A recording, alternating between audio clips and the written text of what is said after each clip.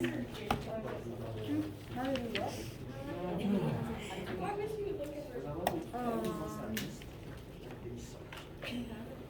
up, everybody? Yeah. Good.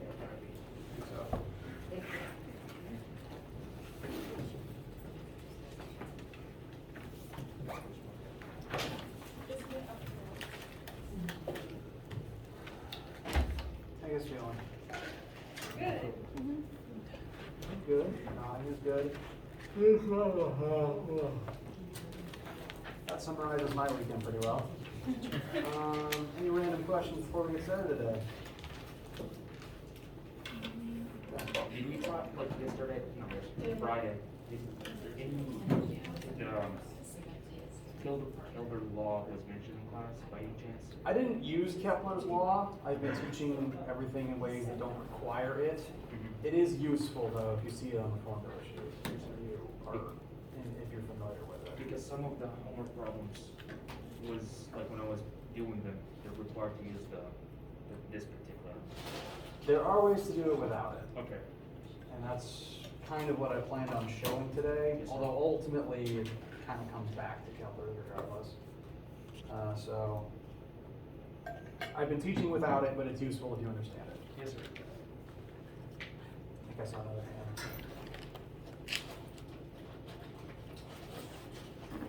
Random questions before we get started? All right then. First, we'll glance at the calendar. Today is Monday the 5th. Main thing to note is that the Chapter 7 assignments are due tonight. I do plan on spending a decent chunk of today's lecture looking at any issues you have with that particular assignment. I want to, at the very least, point out a few things about a few of them. For the rest of this particular week, we're going to be working on Chapter 8, which is a direct continuation of Chapter 7. We've been looking at various angular counterparts, certain linear principles, and that pattern is set to continue. Chapter 8 homework will be due at the earliest. I might make it later than this. At the very earliest next Monday. And we'll meet for class next Monday, so we'll have a chance to review things and talk about it then too. This week is really the last full typical week for this particular course. We'll meet for all of our lectures, and we will have a normal lab, and it will be our last lab of the semester. It will be about torque, which we will cover by the end of this lecture today.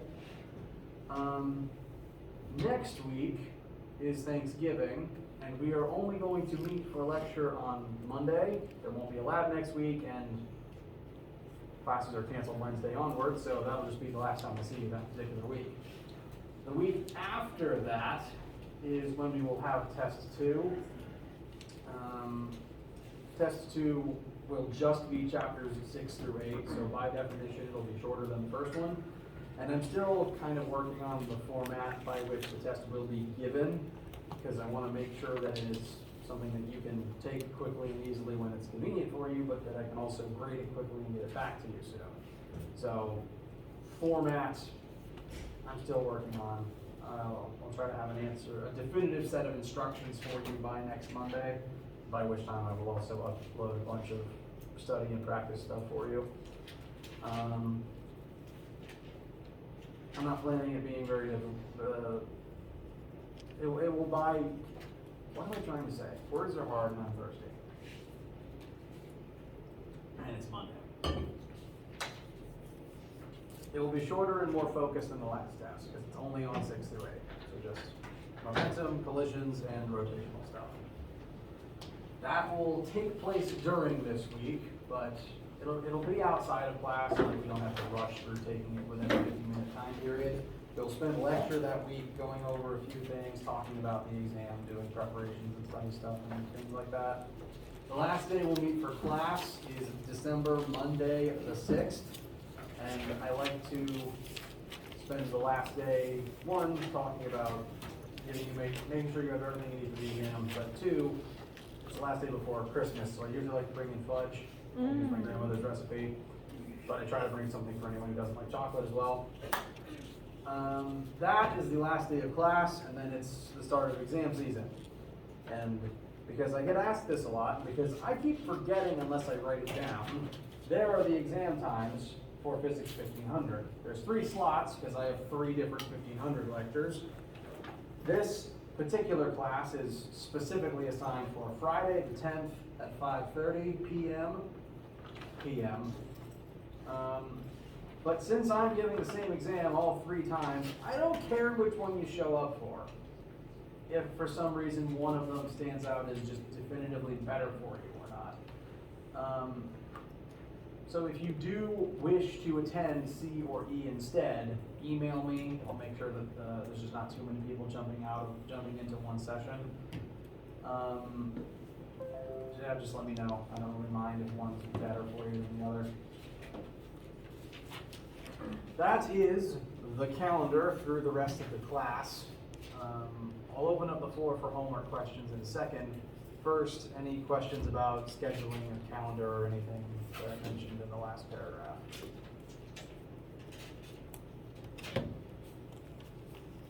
Okay. Like I always do, I'll probably revisit most of that information regularly.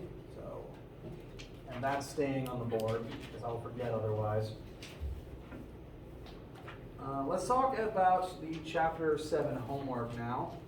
I, at the very least, want to point out a couple of things first. One, as a reminder, number 8, B and C have been redacted. You don't have to do them because it takes me longer than 120 seconds to instinctively know what to do. It's not fair to you guys. They're doable, and it's not worth the time. So 8A is still on the table, and B and C are still visible, but they're worth 0 points. You don't have to do them. You don't even have to submit anything for them. If you leave them blank, you'll be fine. I also want to draw your attention towards number 5. Some students have pointed out that a couple of principles known as Kepler's laws can be used pretty nicely here, but I did not cover them because I didn't cover Kepler's laws directly, so I'm going to be pointing out how to work question 5 with the normal rules that we've been using up until now. There's some tricks to 5 that I foresee getting a lot of emails about. I want to go ahead and give you the information now so that you don't have to all swarm my inbox at one time, especially if that happens after I'm asleep tonight. 2 things to note. There's 2 constants you will need that are not in at least this particular question startup. 1, you will need to know the mass of the Earth, and 2, you will need to know the radius of the Earth. This information is in the Chapter 7 PowerPoint notes, but I want to go ahead and put it on the board now for you to copy down.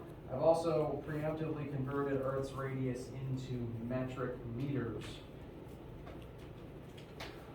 So you will need those numbers.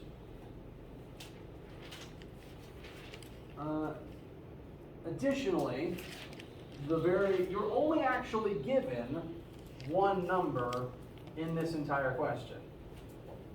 Other than those constants and a capital G, which are always true, the only number you've been given for this particular satellite that this question is about is that it orbits the Earth in some amount of minutes. The number will vary based on the user, but you know the orbital period of the satellite. You know how long it takes to make one orbit around the planet.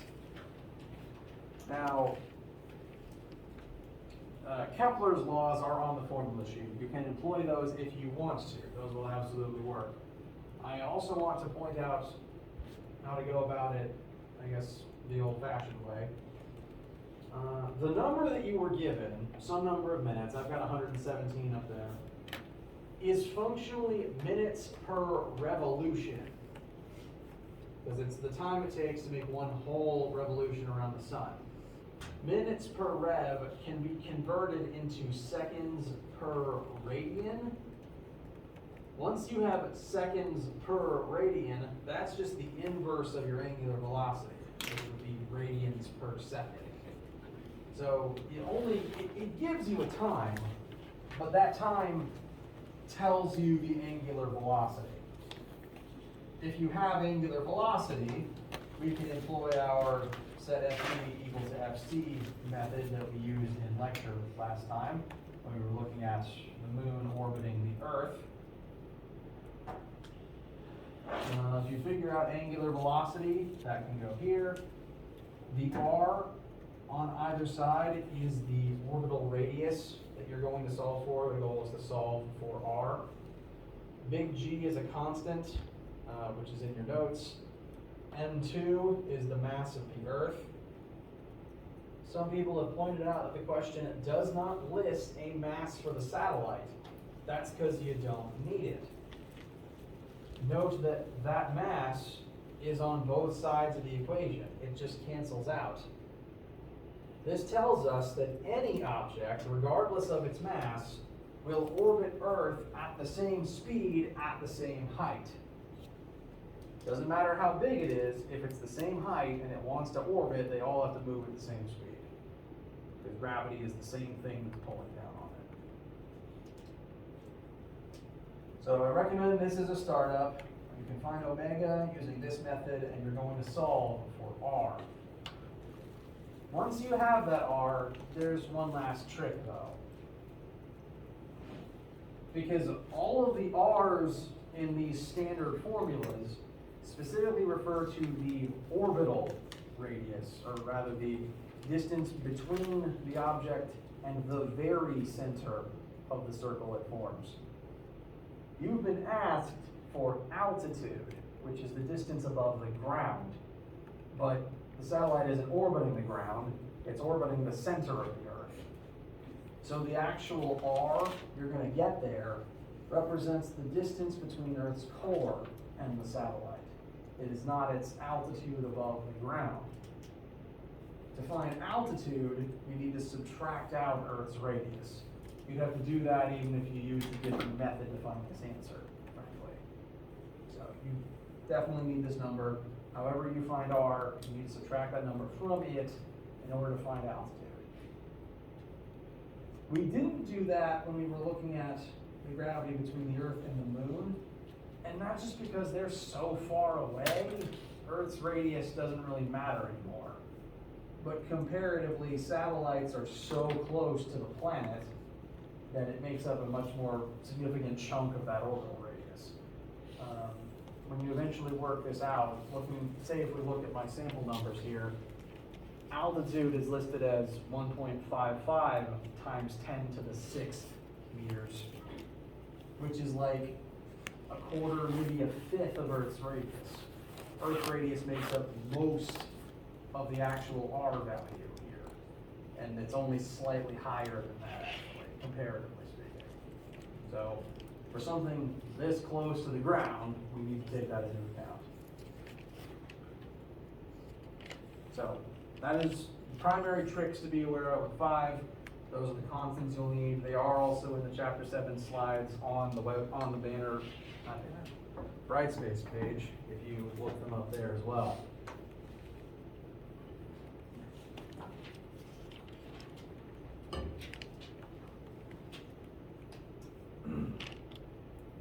Now I would like to open the floor up to any particular questions about this assignment that you guys are having right now. Yes? Number 8. All right. So as a reminder, we only need to do 8A. But to explain 8A, this is basically centripetal force by way of trigonometry. To kind of demonstrate the physical situation on display here, you have a pendulum that you are swinging in a circle. And there is a centripetal force pulling the object at the end of the string towards the center of its orbit. But technically, if its orbit is this flat circle down here, that center is the center of that circle. That center is not this spot up here. Which means we're going to have to employ some trig to actually identify what is acting as the centripetal force for this whole triangle. And the numbers you're actually given are the mass of the orb at the end of the string's length, and the angle formed between the string and the vertical axis. And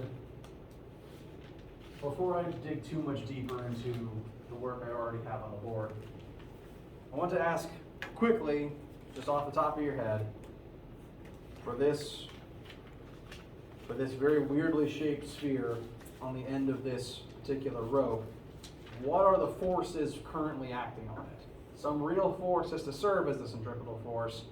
We have to find one of the real forces and identify which one it is. So what forces act on this sphere, technically? FG. All right, gravity pulls down, very good. But specifically, gravity points downwards. So it's present, but is it centripetal force? No. No. Centripetal force has to point to the center of its circle. What other forces are present right now? Tension in the string. Tension in the string. And while the whole tension doesn't point towards the center of the circle, part of it does. So the x component of tension will serve as our centripetal force. So we have to use an amount of trig in order to find it. Now, we weren't told the actual force of tension, but we can get that number via a different method. We've already determined there's only two forces present on the sphere: gravity and tension. Is it accelerating up or down? No, it's only accelerating centripetally within that flat horizontal plane, which means that if the x branch of tension is the centripetal force, the y branch of tension must be negating gravity. So the y branch of tension must be equal and opposite to gravity. So to kind of compress that all together, we don't know tension, but we can approximate the vertical leg, and we know the angle.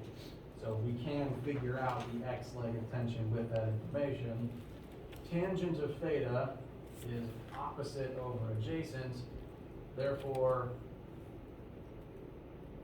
tangent of 30 degrees should be our centripetal force divided by the weight of the sphere. Therefore, centripetal force equals the x leg of tension equals mg times tan of 30. Once you determine that number, that is our FC, that will be equal to m times v squared over r. We know the mass, we want the velocity.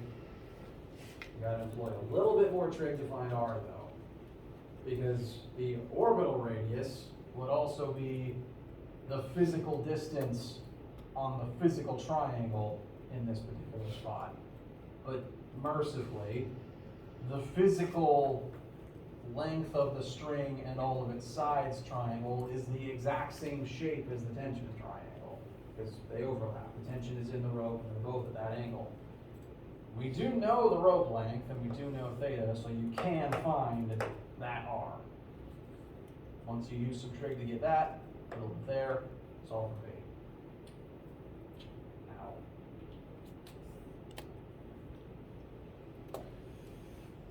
does that help? Yes, sir. I was thinking about it something like that I gotta figure out the x and the y or something.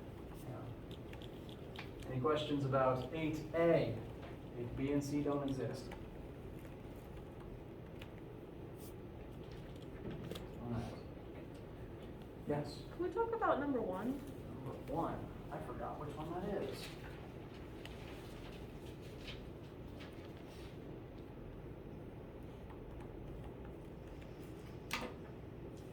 We can. We absolutely can. Number one is going to reflect a specific reality that is also reflected in 3. And it's most of our orbits that we've been looking at have been either horizontal in nature or they've taken place in outer space, where the gravity is always going to point towards the center of what's being orbited. But on Earth, gravity always points, at least on Earth's surface, gravity always points down from our perspective. And so for number one, and for number 3 as well, it's worth keeping in mind, if the orbit is vertical, gravity is present, and it's always pointing down, which matters if you're at the top of the orbit versus the bottom of the orbit. Now, part one is just asking a yes or no question, thankfully. In order to determine the answer, though, let us briefly draw the orbit in question. We have a vine of some known length. I'm just going to label it R for now. And if we swing on that vine, that will form a partial arc length of a bigger invisible circle that I can't draw because I'm not an artist. That's a little better. So while you swing on this vine, you are technically orbiting this center point. So centripetal force does still apply. The tension in the vine, no matter what point you're looking at, will act as that centripetal force.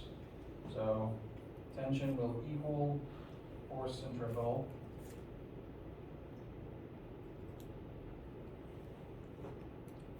The problem comes into play that there is a difference between the forces involved. If you were simply hanging vertically from this vine without moving versus if you are swinging. Because when you are swinging, centripetal force has to be there to hold you up, and to carry you through the actual arc length. If you were just hanging still, if this guy was just hanging stationary on this vine, tension up would equal gravity down. The rope has to exert more force to actually act as the centripetal force if you're swinging. Just hanging here vertically, tension should equal the force of gravity. But if you're swinging, it actually has to work harder to make that happen. Because the amount of tension that equals your weight is already reserved to hold you up. There needs to be even more tension to stop you from, to actually carry you through this whole turn.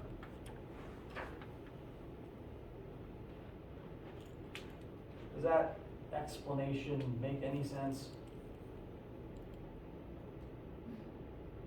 Okay, I'm getting different answers for that, that's fair.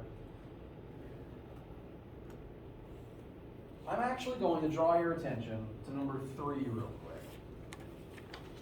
Because it might not look like it, but there's a similar situation at play here. 3 is about a roller coaster. We're examining 2 different points on that roller coaster. Point A is the bottom of a hill. And if you've been on a roller coaster, or even if you've driven in a car across multiple bumps back to back to back, or multiple hills back to back, it feels kind of weird to constantly go from down to up that way. And on both the roller coaster and just a car on hills, when you are at the bottom right there, you feel heavier than normal. Does that sound like an experience you've had before? Now, you're not literally heavier, because your mass is the same and the Earth's mass is the same and you're still on Earth's surface. What's happening is there's more normal force pressing up on you than normal. Your body has no innate way to determine your own weight. Your body just measures the normal force acting on you from the ground or the car seat beneath you. And in order to actually make this turn, on a flat road, normal force would equal your weight. But in this case, if normal force was only equal to your weight, that wouldn't be enough force to actually carry you through the turn and accelerate you upwards. If normal force was only your weight here, you wouldn't be able to actually make the whole turn and continue moving upwards after the fact. Here, if the tension was only equal to the weight, you'd kind of bottom out here and just move horizontally. You wouldn't actually swing upwards. Therefore, in that moment, tension has to be greater than your weight, or normal force has to be greater than your weight, or else you won't actually rise afterwards. So at that moment where you feel heavier at the bottom, you're not literally heavier, there's just more force acting on you to actually carry you through the circular motion. So for both 3A and 1, we have to take into account that here it's normal force, here it's tension. Either case, the object actually exerting that force has to work harder than normal, not just to counter your weight, but to supply the needed centripetal force on top of that. So for the vine, tension not only has to meet the demand for centripetal force, it also has to meet the demand for your weight. If it can't do both of those, it can't successfully carry you all the way through. So for number one, we are told a specific maximum force that the rope can exert. That's the maximum tension that you'd plug in for T. You know the mass of this explorer you can use to find Fg. You're asked at a specific, find a certain length, speed at the bottom of the swing. Okay. So what you're actually going to need to do for 1 is determine if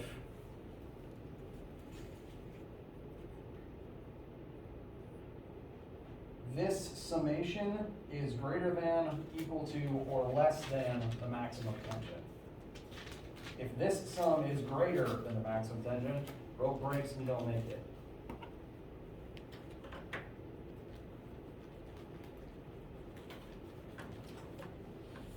I'm going to additionally show you how this is similar to 3A. I've been hanging on to this one since lecture 1. Very similar case here, except instead of tension being the thing that is both holding you up and acting as centripetal force, here it's normal force. And so that's why you feel heavier, is the normal force of the track presses up harder on you than normal, because it not only has to supply centripetal force, it also has to counteract your weight in addition. So similarly, here the normal force for part A would need to be equal to both Fg and the needed Fc added together. Normal force does act as the Fc, it just has to be bigger than normal to make this happen.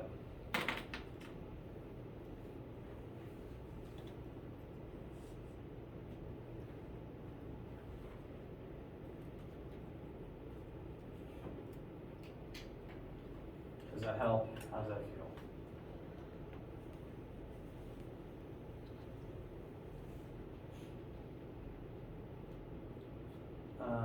Vertical, on Earth's surface, vertical orbits are kind of a pain because of this weird interplay of gravity always pointing down, but the needed centripetal force usually changing directions.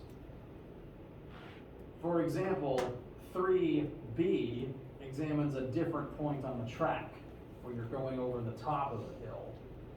And if you think back to when you were, say, in a car going up and down successive hills, at the bottom you feel heavier than normal. How do you feel at the top? Lighter. Lighter. Sometimes maybe even weightless. And again, your body can't detect weight. You have no nerve endings to detect force of gravity. You just detect normal force beneath you. And if your car, just takes off slightly, if you're going fast enough to go an inch off the ground, for that split second, there's no normal force acting on you, other than just the sensation of the chair beneath you touching you. So for that brief moment, you feel weightless. This roller coaster is similar. The highest speed that this coaster can go is the exact moment where, at the top of that bend, if the cart is about to take off, if it is at that moment going fast enough that gravity down is the only needed centripetal force, and it's going just the right fastest speed to not fully leave the track, then in that moment, you've technically taken off, you're technically a projectile, and gravity is the only force pulling you down. Gravity in its entirety would serve as the centripetal force. If you go any faster than that, you will really take off and leave the track or the hill, and that's usually bad. So for 3B, centripetal force will be equal to gravity because it's the only thing holding you down at highest speed at the top of the hill. And you would solve for the maximum speed you can actually manage at that particular point. If you go any faster, you fly with style and then crash. If you go any slower, slower is safer, but then you run the risk of not being able to get all the way up the hill.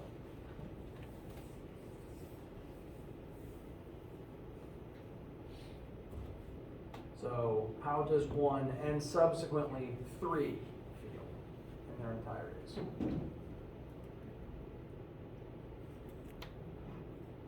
All right. Any other current questions, issues, etc.? Number 4. Is that, I forgot which one that is. Ah. Good question.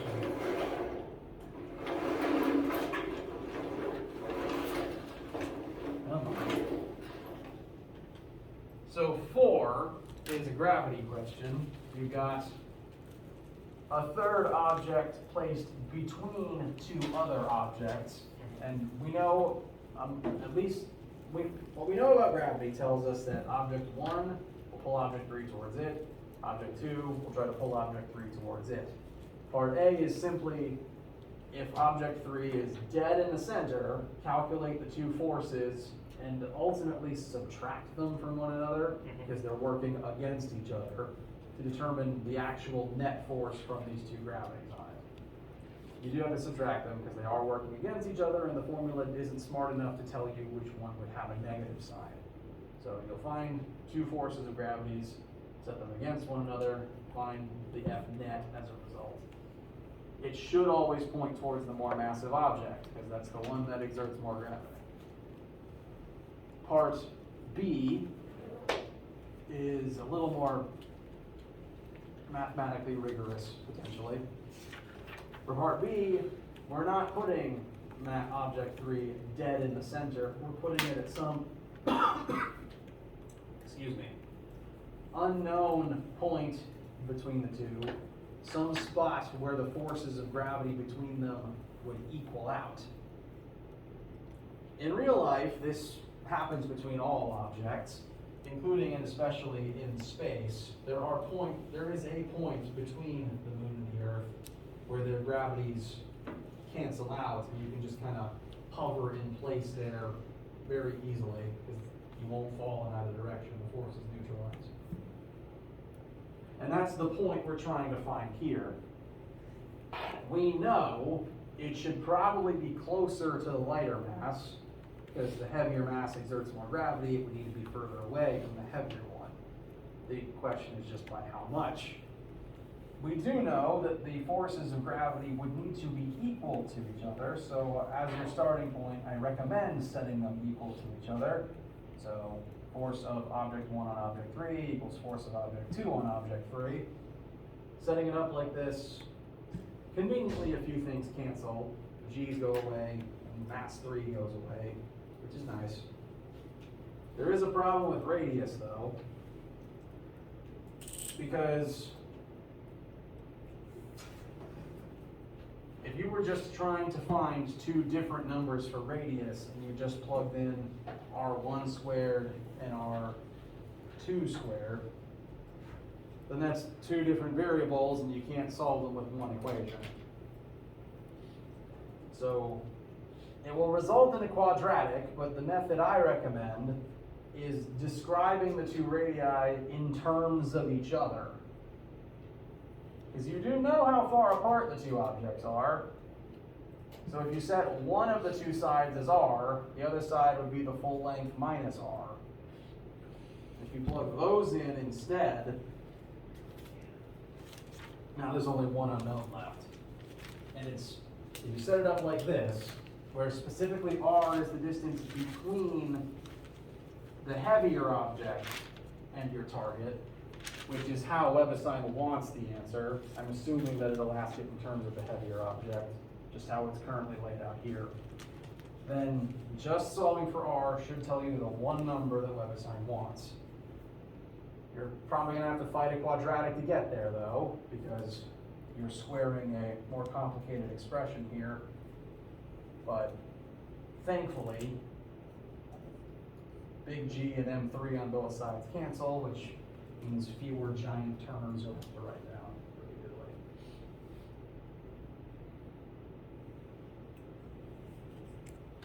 Does that help? Yes, sir. So for the net force, should it be positive or negative? Because I worked it out and it's negative. Did you set the larger of the two numbers as the negative one? That might be the case. That just tells you then it's towards that direction. So WebAssign's not looking for a negative answer, it just wants you to tell it it'll be pulled towards the heavier one. Yes, sir.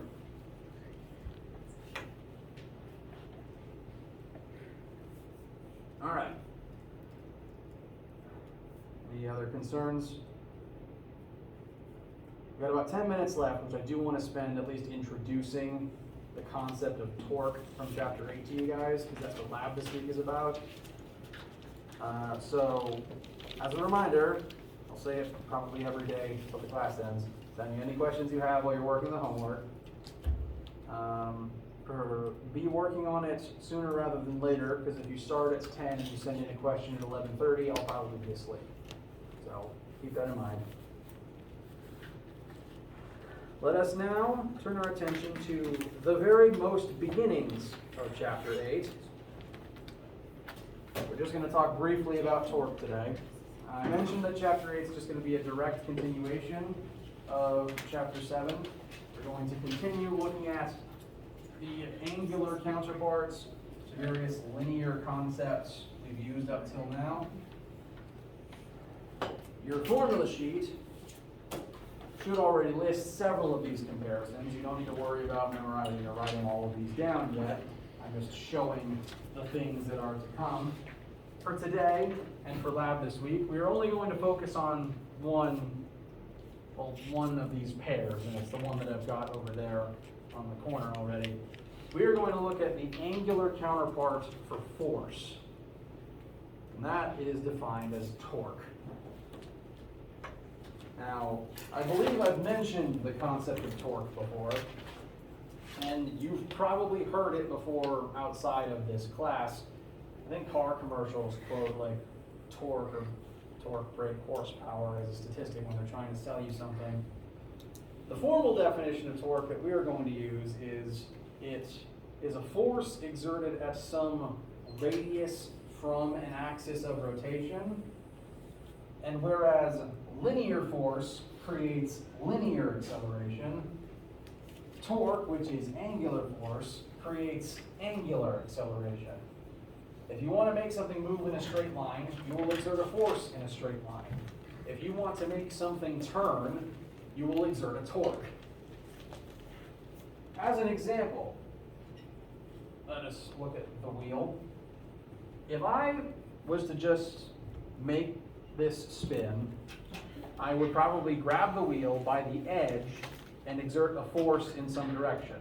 So if I grab the edge and exert a force downwards, it begins spinning.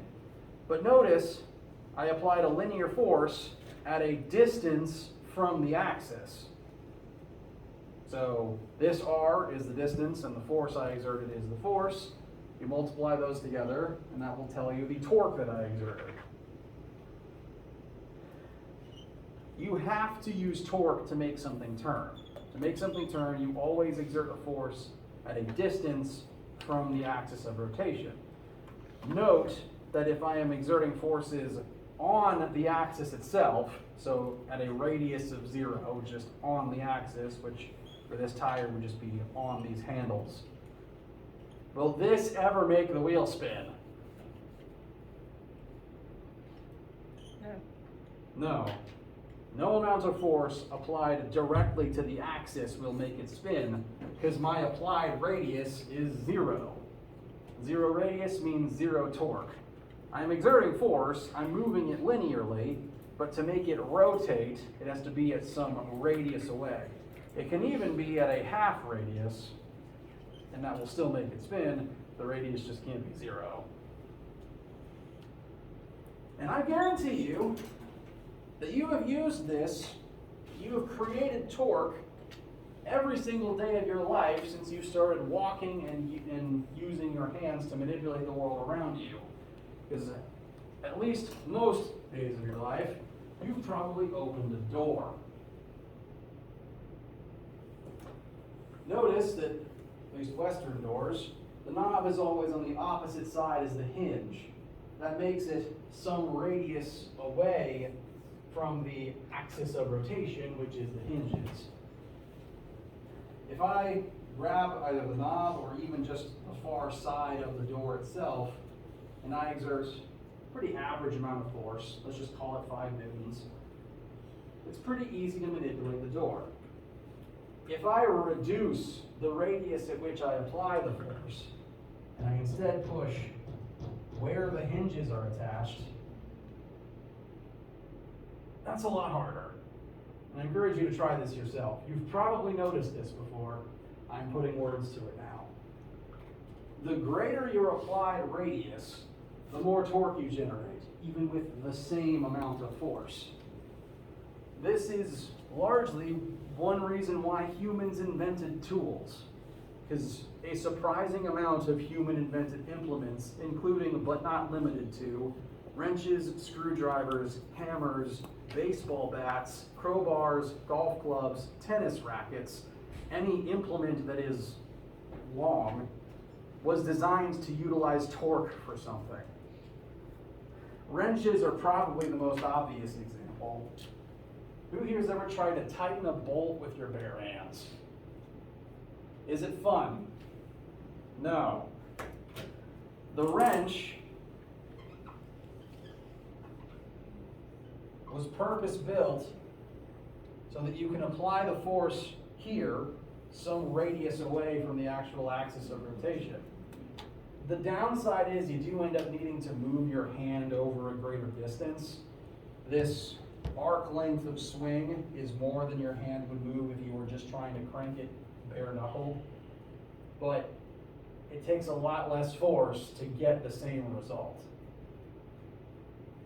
Because if this is like rusted in place, there's no way I'm getting it to move with my bare hands.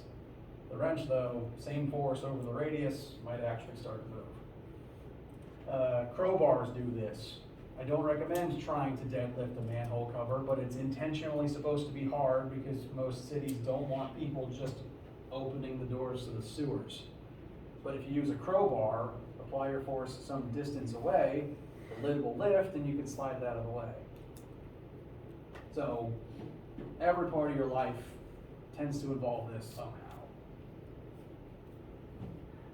Now, the variable for torque, both the letter on the board and this are technically lowercase Greek tau, T-A-U.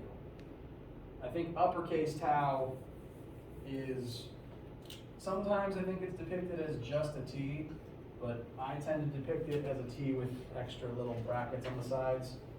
So this is an uppercase tau as compared to a lowercase. Lowercase tends to just look like a lowercase t, but since I can't write in computer script, I tend to overemphasize the wiggly top to make sure it doesn't look like a normal t. So, torque is tau, lowercase tau, uppercase tau is used for something else, rather inconveniently. And the unit for torque, as opposed to like something involving radians, it's actually just newtons times meters. Usually we just call it Newton meters. Because I mean, to get it, you multiply a force in newtons by a radius in meters, so it makes sense. It's better than having to remember a new one. It also doesn't have its own unique things, but Newton meters at least make sense to me. I hope it does to you too. And that's the definition of torque. You use it every day of your life. So, real quick, 12 newtons applied to the end of a 1 meter wrench. How much torque do you produce? 12 what? Very good, 12 newton meters. Fantastic. Now to make it slightly more complicated. Say, for example, this wrench is attached to a bolt and we want to make it spin. I'm pretty sure meter-long monkey wrenches exist. And me, of a fairly average human height, if I wanted to grab this and specifically make it turn counterclockwise, which is the direction it would need to spin to remove the bolt, I would probably grab it with my noodle arms and pull like this. Note that that force is not applied perpendicularly to the length of the wrench. There is a minor technicality with the torque formula, and you may have noticed it. The force and the radius have to be perpendicular to each other. Not completely perpendicular, but some portion of the force has to be perpendicular. If we look back at this image, if I was to grab the wrench and simply pull outward parallel to its axis, would that ever create torque? Would that ever make the bolt spin? No, I just remove the wrench. It is only when force is force is perpendicular to the axis that actually makes it start spinning. This is also something that you've probably known intuitively, but now we have to put numbers to it. So, and again, there's hardly a way to avoid this if this was the situation you found yourself in, because, well, I can grab and pull as hard as I want. My arm is not perpendicular to the wrench right now. And this probably happens to you as well. Any situation involving the tool, very rarely is the force perfectly perpendicular, but we do have to just figure out how much of it is perpendicular, and that's the only part that creates torque. So for this specific case, and there's multiple ways you can draw the picture. You know what?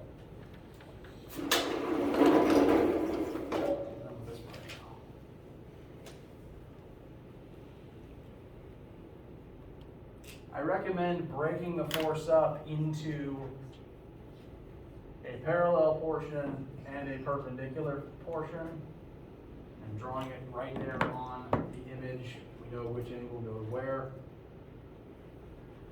Force of 12 newtons, angle of 50 degrees. Sine of theta is opposite over hypotenuse. This is the perpendicular side. So we can use trig to find the perpendicular side. That is the force we put into our formula.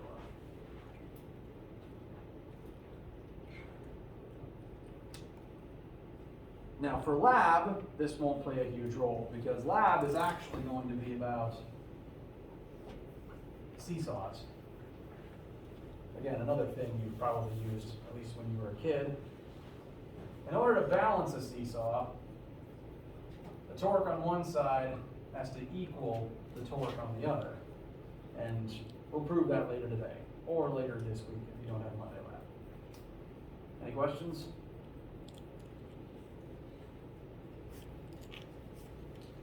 All right. That's the end of it for today. For right now, do prioritize getting the Chapter 7 stuff finished tonight, and any issues that you have while you're working, I recommend starting sooner over later so that I can get you the answers sooner. And if I don't see you for lab, then do please have a wonderful day. And have a wonderful day if I do see you for lab. I'll just see you later and tell you then too.